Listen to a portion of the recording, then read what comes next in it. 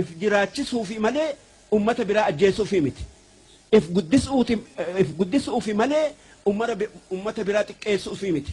Namni nu xiqqeessu ifuma xiqqeessi malee waa haasidni hin abadan hin bakka hin ga'u. Namni haasida namni jedhamu namni biralleen akka nun hassanne nuti hamtu hin deemnu gaariif deemna xiqqaa guddaa obboleeyyan keenya afaan keenyan dubbatuu fi kaanillee akka bakka ga'anii guddatanii waliin jiraannu barbaada. Gaa ummanni keenya kan amma dhaabbatee jiru kun gaa waan waajiba nama hundaati.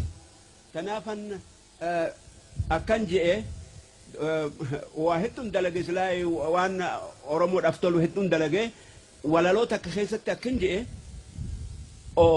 Oromiyaa biyya too Oromoo yaa haadha too si jettee lubbuun tantoo haaduutuu yaa biyya too Oromiyaadha jennee kaanee barii yaa Oromoo sosso'ii bilisummaadha ka'ii bittiteetii ol je'ii meexilaataa gajje'ii Oromiyaadha jennee duunaa barii waan dheertuudha isiin kun waan